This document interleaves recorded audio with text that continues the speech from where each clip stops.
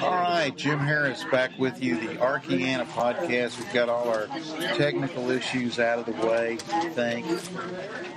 Mike Shepard and Rick David, former Razorbacks, former Louisianans turned Arkansans, were up there, as was I, in the cold, watching one of the greatest offensive shows ever at Razorback Stadium, 51-50. Mississippi State wins over Arkansas. We're taping this on Sunday from our favorite haunt, the Pizza Cafe. You can hear some of the fans in the background, but you guys are defensive guys, and we want to hit on really the defensive aspect of that football game, because it was pitch and catch for a lot of guys. Two quarterbacks who had unbelievable performances.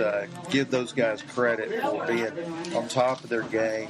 Experienced SEC quarterbacks, probably 1 and 2 in the conference. Can you imagine if LSU had either one of those guys as their quarterback, or Georgia, or some of these teams who you expect to see at the top of the SEC but are struggling this year because of quarterback issues? Well, we saw the two best quarterbacks out there. But on the other hand, I thought Mississippi State's defense, Arkansas managed 50 points on them, but that was a pretty stout, talented defense, it looked like to me.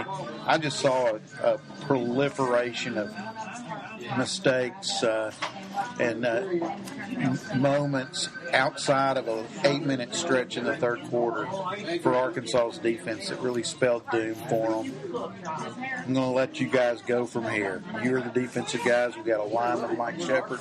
We've got a safety, Rick David. I know you guys have seen it all. Rick, go ahead and evaluate what went right, what went wrong last night.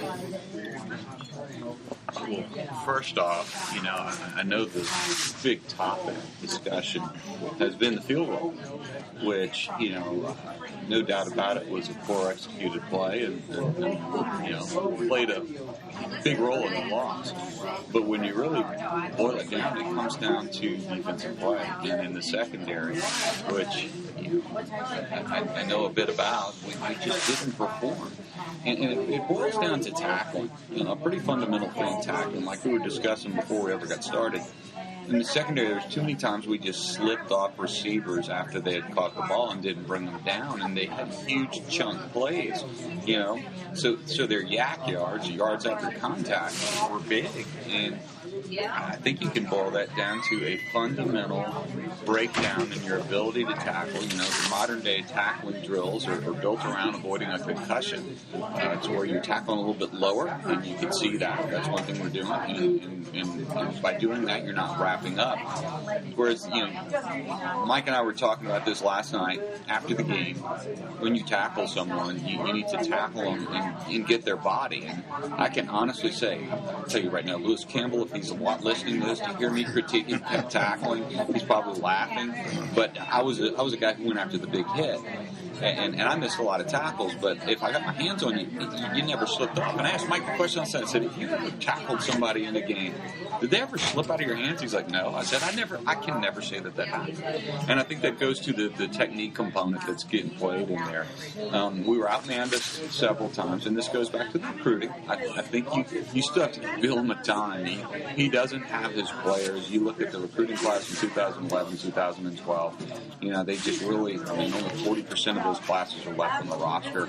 Bielema's still trying to build a program. And his first class was not a real defensively oriented class. He brought in some offensive linemen, some running backs to get things going in that area a little quicker. Yeah, and look at how that's matured, Jim. To your point, we're scoring 50 points a ball game right now, and that's where you let Bielema put the time in, like Dan Mullins at the time. Guess what? We're going to have a lot of success. So it's a recruiting process that's playing into it. I think Rob Smith's dialing up to a lot of the right things. Don't get me wrong; he had some mistakes last night as well. But Mike, your thoughts?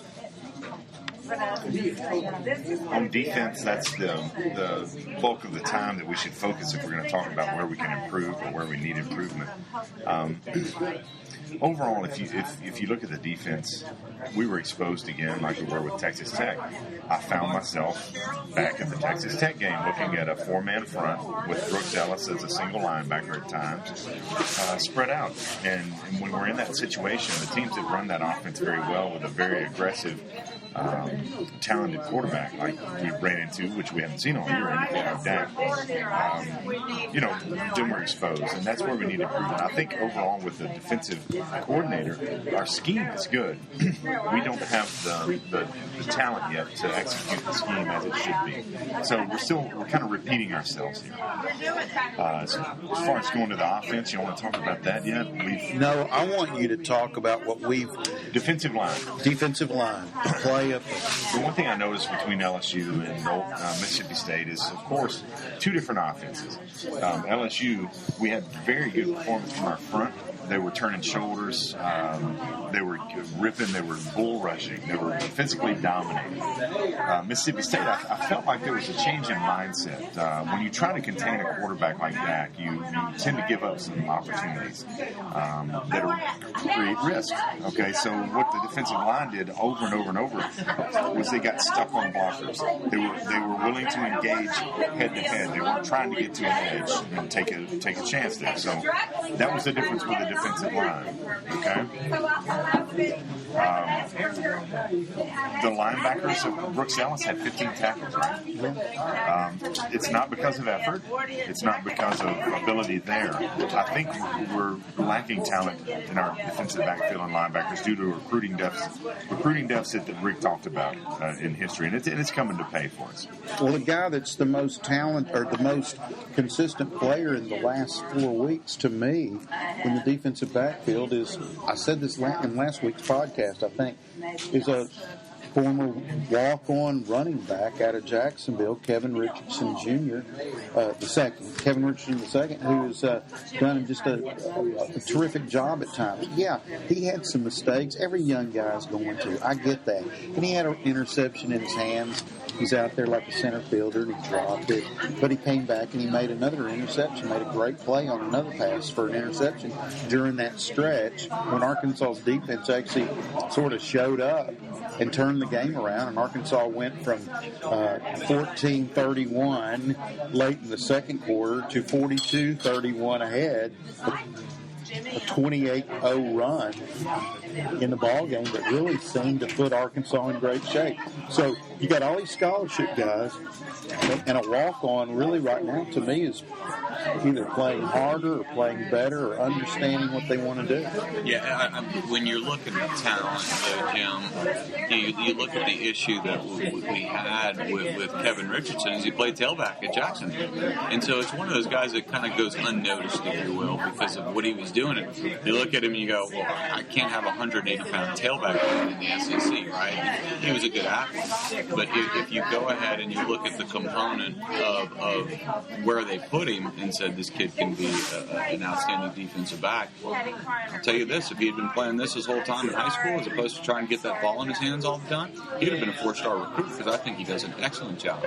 And when you look at our defense schematically, how we made the adjustment coming out of the second half, I thought it was pretty impressive.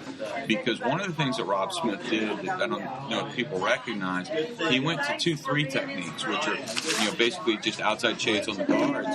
And he was willing to get up the middle on those middle runs with Prescott and the running backs. People were going, oh, they're just running up the middle. Well, that's what they were doing. They were giving that up so they could stop other things, like containing the football and the sweeps. And it was actually a pretty smart call because it also disrupted the offensive line in regards to protections. So when you're looking at how Smith is doing from a schematic standpoint, don't get too down on him. I will say this, we talked about this earlier as well.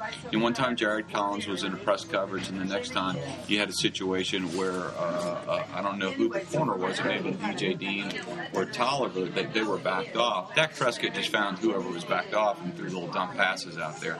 That's the one criticism I do have of Rob Smith is I think he needs to be a little bit more aggressive on the outsides and probably play it a little bit differently.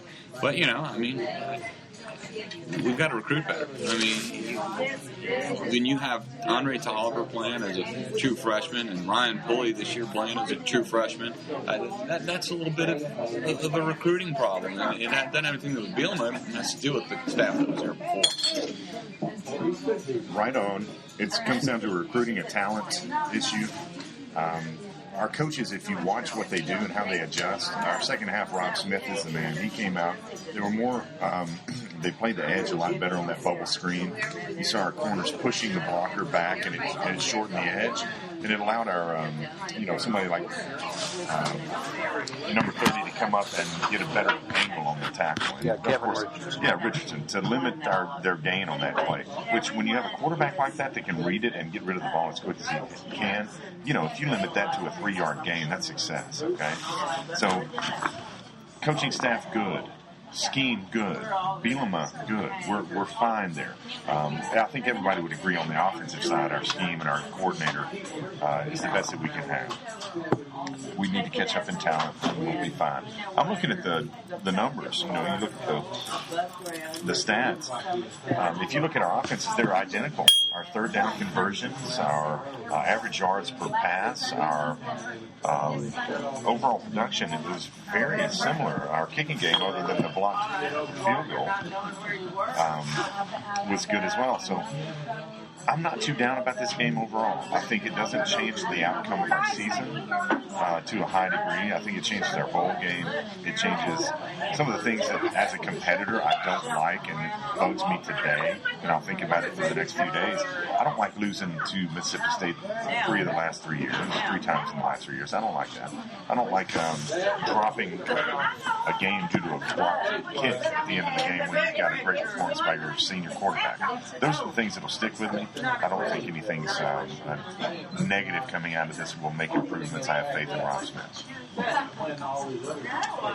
I don't remember a game that either one of y'all were involved in that a player, and we're not going to throw this guy under the bus. I named him in the game story or whatever I wrote on Sporting Life Arkansas. That's where we'll leave it because, listen, no one's going to feel worse right for the rest of his days than remembering that play, okay?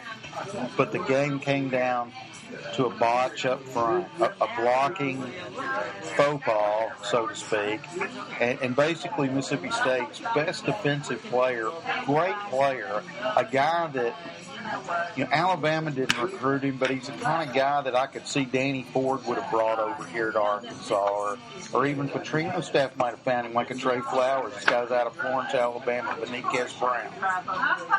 Guy's a great football player, made a great football play. But had you been on a team where there's a game-deciding botch like that, and I'm asking you guys as players, because I want you to tell the fans who listen to this podcast, how would y'all handle, as players, one, if it happened to you, but two, more than that, as guys on the team, how do y'all handle it with a guy who knows he made a big mistake, the game was decided there? Well, you can think, Rick, about the Citadel game. I bet there were guys going, there was a fumble that turned into the winning touchdown. How do you handle a teammate this week who knows he was just kicking himself from one end of Dixon to the other, probably, that I let a guy get in and block the kick? Tell us from a football player perspective what that's like, or what would you do? Your initial reaction at that time is just straight disappointment that you didn't win. But then the individual that would be involved, I'd be like, hey man, I love you, because the individual that was involved with that is a guy who has worked himself into a position with appreciation by his team. You can tell he's a hard-nosed, hard-working kid, and players understand that there's so many plays in a game that lead to a loss, and it could be the first play of the game. But this just happened to be the last one. It's the one people were paying attention to. The best player on the defense yesterday, we've all said, is Kevin Richardson. If he makes an interception, guess what? We win that ball game. So there's so many plays that you can kind of point out like that, and you got to hold your teammate accountable, because this is a competition that you want to be successful. But at the same time, if it's a lone incident where they give up that situation, you give them nothing but support, and that's what you ultimately want to do. That's what a good teammate's about. But at the same time, you hold them accountable. They all go hand in hand.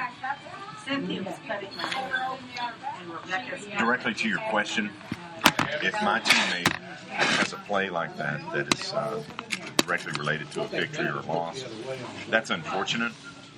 We can think of situations like that when we're playing. All of us can. The tough part about blame is if you're on a team, rarely is there blame distributed. It's about opportunities, and did you take advantage of that opportunity? Number 46 will take advantage of the very next opportunity given to him, and that's a good thing about being on a team. He has put in the work and the effort and earned that spot, and his teammates have that same feeling about their spot. So there's no blame coming from teammates.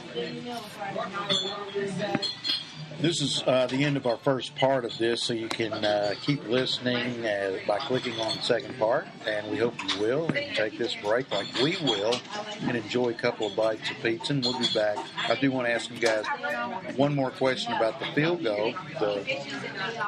Just should they have done it? Why is the field goal special teams, in particular, these last 2 years, been such a bugaboo for the Razorbacks? It's really cost at least 2 games blatantly, A&M and Alabama last year and this one last night, but it's been a factor, no question. Last year's Mississippi State game, last year's Missouri game, just the inability to even convert from 40-something yards. The Ole Miss game could have been won by a field goal at the end. It was blocked. It seems to me like it's a topic worth talking about. But before we do get away in part 2, we definitely want to give Brandon Allen his due. I think the guy has gone so far beyond what anybody's expectations were 2 months ago. And I want you guys to finish up the show on a high note and talk about him as we look to Missouri. But anyway, we'll join all that. We'll talk about all that with Mike and Rick when we come back with part 2 after these bites of pizza and whatever you've got going back home. Click on part 2 of the podcast, the Arkyana podcast. Jim Harris, Mike Shepard, Rick David. We'll be back in a minute.